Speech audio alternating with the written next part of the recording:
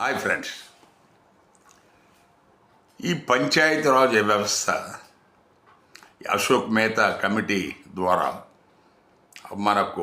మన దేశంలో ఏర్పడింది.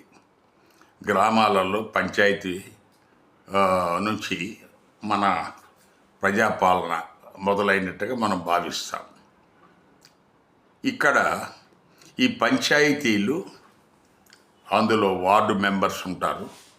ఒక 18 మంది వరకు వార్డు మెంబర్స్, ఒక పంచాయతీ సెక్రటరీ, గవర్నమెంట్ ఉద్యోగి, వీళ్ళంతా తక్కిన వాళ్ళంతా ఎన్నుకోబడిన వాళ్ళు, సర్పంచ్. వీళ్ళు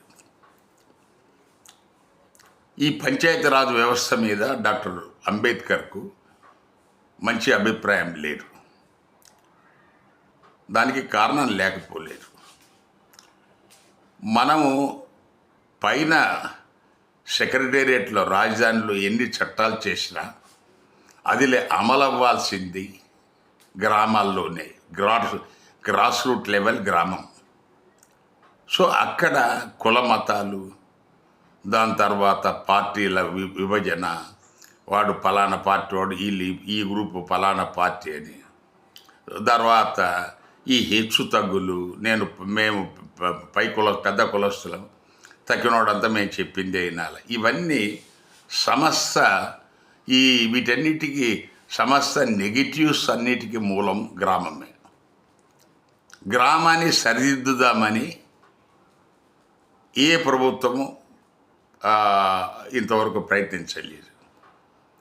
అదృష్టవశాత్తు కొన్ని గ్రామాలలో బాగా చదువుకున్న వాళ్ళు సర్పంచులుగా రావటం, ఆ గ్రామాలను అభివృద్ధి చేసి మనకు అక్కడక్కడ కనిపిస్తాయి. కానీ మెజారిటీ గ్రామాలు నేను ఈరోజు కూడా పేపర్లో చూశాను.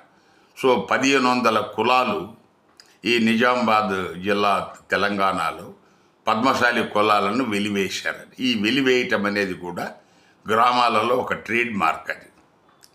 సో దీన్ని మనం నిరోధించకపోతే అసలు మనకు ఫ్యాక్షనిజం, హత్యలు, రాజకీయ హత్యలు ఇవన్నీ జరిగేది గ్రామాల్లోనే. అందువల్లనే అంబేద్కర్ ఈ గ్రామ పాలన మీద సరైన అభిప్రాయం, ఆయనకు మంచి అభిప్రాయం లేదు.